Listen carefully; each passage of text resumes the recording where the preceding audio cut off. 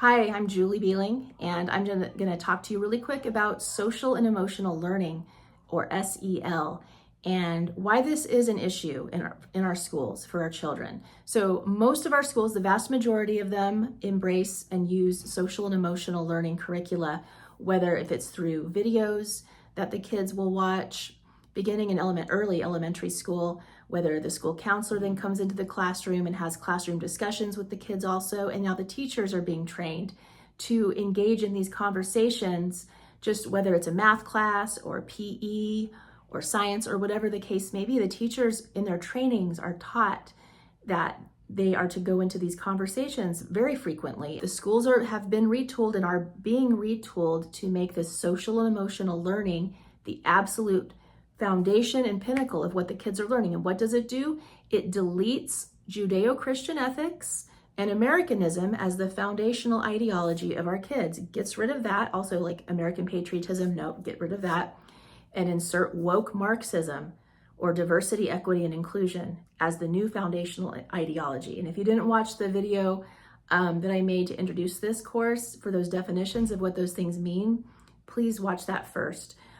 But the social and emotional learning, it uses Maoist brainwashing techniques. Either they have to become allies, they have to become social justice warriors to get out of being part of the oppressor group, or they have to take on an oppressed identity. And it causes kids with oppressed identities, children of color, children who identify as LGBTQ, now they're the victims, and that makes them good.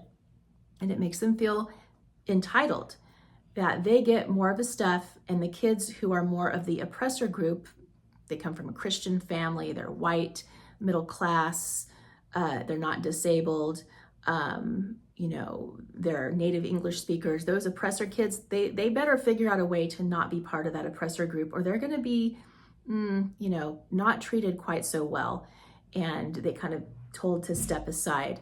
This social and emotional learning, it's also reinforced, on social media that our children are partaking of oftentimes. It's reinforced in a lot of the movies and the television shows, and then it becomes reinforced by the children's own peer group. But the schools is a very prime area for this indoctrination to take place. This is why so many of our kids are graduating from high school, embracing socialism or even communism.